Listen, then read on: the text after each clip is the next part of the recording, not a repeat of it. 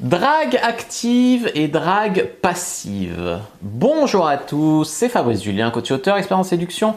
Dans cette vidéo, on va parler drague active et drague passive. Alors j'ai déjà parlé un petit peu de la séduction active, de la séduction passive, tout ça. En fait, généralement, les femmes vont plutôt draguer de manière passive, elles vont avoir recours à la séduction passive. Et les hommes vont avoir recours à la séduction active ou à la drague active. Alors qu'est-ce que ça veut dire? Ça veut dire que bon, il y a des rôles, on va dire, sans être obligé. Tu vas pas me dire que les femmes font souvent le premier pas. Non, c'est souvent les hommes qui font le premier pas parce qu'il y a des rôles dans la société. Après, une femme qui fait le premier pas, c'est appréciable également.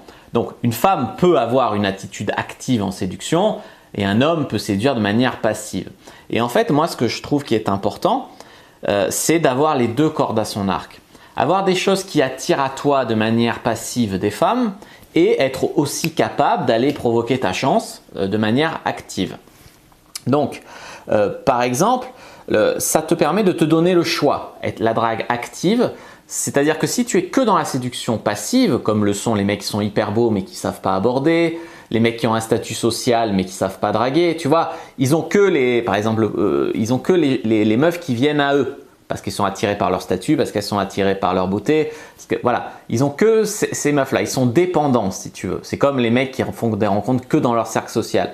Ils sont dépendants de leur cercle social. Ils sont dépendants de pouvoir dire oui ou non aux filles qui viennent, mais ne peuvent pas eux avoir les filles qu'ils veulent. C'est la limite de la séduction passive.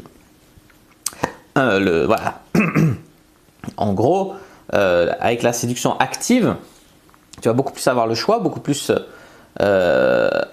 aussi actionner la tendance que les femmes ont à suivre le leadership d'un homme.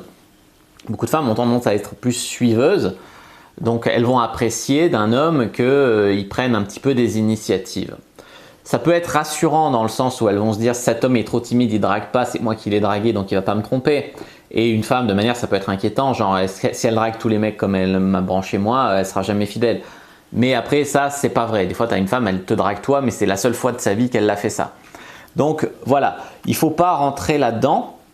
Donc pour moi, c'est bien de travailler votre séduction passive, c'est-à-dire travailler sur votre style, sur votre look, travailler sur votre métier, travailler sur le fait d'avoir un style de vie cool, avoir des amis cool, un cercle social en tout cas, pourquoi pas une position sociale ou une popularité, enfin travailler sur tout ce qui va travailler pour vous de manière passive. On pourrait rajouter par exemple le mec qui est serveur en boîte, ben son lifestyle lui fait rencontrer des gens et fait qu'il y a des meufs des fois qui l'attendent à la sortie pour coucher avec lui, etc.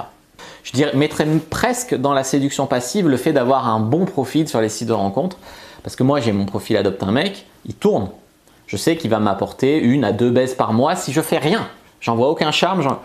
Il y a des filles qui vont venir me parler grâce à mon profil.